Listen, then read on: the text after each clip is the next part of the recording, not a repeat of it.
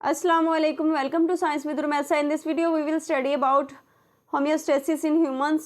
हम इस वीडियो में देखेंगे कि होम्योस्टेसिस इन ह्यूमंस क्या है और होम्योस्टेसिस में कौन कौन से ऑर्गन्स इन्वॉल्व हैं, लंग्स, स्किन, किडनीज का क्या इफेक्ट है, इनका क्या रोल है होम्योस्टेसिस के लिए, और स्किन का स्ट्रक्चर क्या है, और स्किन के ज़रिए टेम्परेचर कंट्रोल कैसे किया जाता है, उसके अलावा लंग्स का क्या रोल है। हम इसको तफसील से देखते हैं। Homeostasis in humans. Main organs of homeostasis के अहम अज़ा the following organs are mainly involve. 10 अज़ा बुनियादी तौर पर शामिल होते हैं। होम्योस्टेसिस के लिए इंसानों में जो इंटरनल और एक्सटर्नल टेम्परेचर में जो मेंटेनेंस कायम करते हैं ये वाले ऑर्गन्स हैं लंग्स, स्किन, किडनीज। मतलब फेफड़े, जिल्द और गुर्दे वगैरह जो हैं ये होम्योस्टेसिस के लिए मेन ऑर्गन हैं। Lungs remove excess carbon dioxide help in.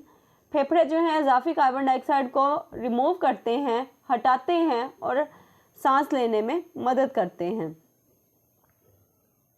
Maintaining balance of gases का तवाज़ुन जो है उसको बरकरार रखते हैं। Removing water vapour during breathing, सांस लेने के दौरान पानी के बुखारात को रिमूव करते हैं। Skin performs the following functions. जो हमारी स्किन है, जो हमारी जिल्द है, वो ये अफ़ाल अंजाम देती है। Removes excess water and salts, जो इजाफी पानी और नमकियात वगैरह होते हैं उनको रिमूव करती है। अक्सर हमें पसीना वगैरह आ रहा होता है ना हमारे जिस्म से, वो सॉल्ट्स से निकल रहे होते हैं। सॉल्ट्स जो होते हैं या वाटर होता है वो स्वेट की सूरत में हमारे जिस्म से निकल रहा होता है स्किन के ऊपर, तो स्किन इसके लिए ये फंक्शन प्ले कर रही होती है। हेल्प्स इन टेम्परेचर रेगुलेशन, जिसकी वजह से हमारे जिस्म का जो दर्जा हरारत है वो कंट्रोल रहता है। प्रोटेक्ट्स इंटरनल ऑर्गन्स, जो अंदरूनी अज़ा होते हैं उनकी भी हिफाजत रहती है। जैसे देखिए हमारे जिस्म पे ये स्किन ना हो, ये जिल्द ना हो, तो हमारे अंदर से ऑर्गन्स वैसे ही नज़र आए, तो ये क्या करती है, हमारे अंदरूनी अज़ा की हिफाजत भी करती है। किडनीज का क्या काम है होम्योस्टेसिस में, हम उसको देखते हैं। Kidneys help in removing urea and uric acid. गुर्दे जो हैं वो यूरिया और यूरिक एसिड को रिमूव करने में मदद करते हैं। मेंटेनिंग वाटर बैलेंस, पानी का तवाज़ुन बरकरार रखते हैं। फिल्टरिंग ब्लड, और खून को भी फिल्टर करते हैं। Structure of skin. अब हम देखते हैं कि जो स्किन का स्ट्रक्चर है यानी जिल्द की जो साख्त है वो क्या है। Human skin consist of 2 layers. अब इंसानी जिल्द जो है वो 2 तहों पर मुश्तमिल है। एक होती है एपिडर्मस और एक डर्मस। एपी का मतलब ही आउटर है, मतलब कि जो बाहर वाली है, बिरोनी। एपिडर्मस आउटर प्रोटेक्टिव लेयर, जो बिरोनी हिफाजती तह होती है उसको हम एपिडर्मस कहते हैं। इनर लेयर कंटेनिंग, मतलब जो अंदरूनी तह होती है उसको हम डर्मस कहते हैं। अब अंदरूनी तह में क्या क्या चीज़ें शामिल होती है, मतलब कि एक तो हमें ऊपर से स्किन नज़र आ रही है ना, तो उसको हम एपिडर्मस बोलेंगे। जो हमारे अंदरूनी तह है उसमें क्या क्या चीज़ें शामिल है हम उनको देखते हैं।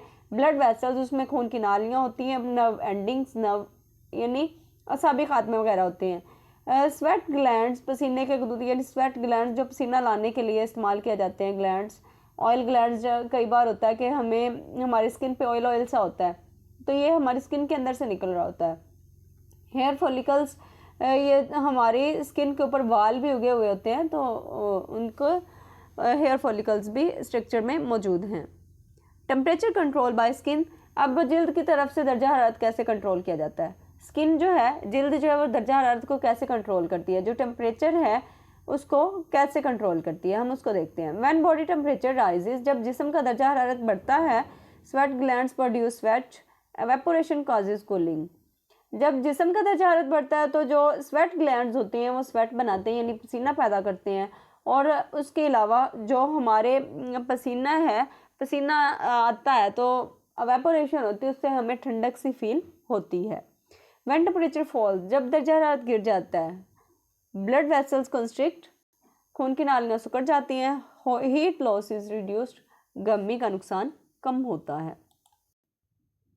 Role of lungs. Lungs maintain carbon dioxide concentration. फेफड़े कार्बन डाइऑक्साइड की कंसंट्रेशन को बरकरार रखते हैं। Carbon dioxide produced in cells is carried by blood. Cells में पैदा होने वाला कार्बन डाइऑक्साइड खून के जरिए ले जाया जाता है। Lungs remove carbon dioxide during exhalation. जब सांस लेने का अमल होता है, मतलब सांस छोड़ने का अमल होता है, एक्सहेलेशन हम कहेंगे सांस छोड़ने वाले अमल को, सांस लेने के अमल को हम कहेंगे इनहेलेशन। इनहेलेशन में हम ऑक्सीजन को अंदर लेके जा रहे होते हैं और बाहर कार्बन डाइऑक्साइड को निकाल रहे होते हैं। तो जब हम कार्बन डाइऑक्साइड को बाहर निकाल रहे होते हैं तो वो एक्सेलेशन का प्रोसेस होता है, तो उसको हम फेफड़ों के ज़रिए ही रिमूव कर सकते हैं। उम्मीद करती हूँ आज का टॉपिक आपको अच्छी तरह समझ आ गया होगा। मज़ीद इन्फॉर्मेटिव वीडियोस के लिए 9th 10th क्लास के बायो के लेक्चर्स के लिए मेरे चैनल को ज़रूर सब्सक्राइब कीजिए, लाइक शेयर कमेंट करना मत भूलिएगा। अल्लाह हाफ़िज़।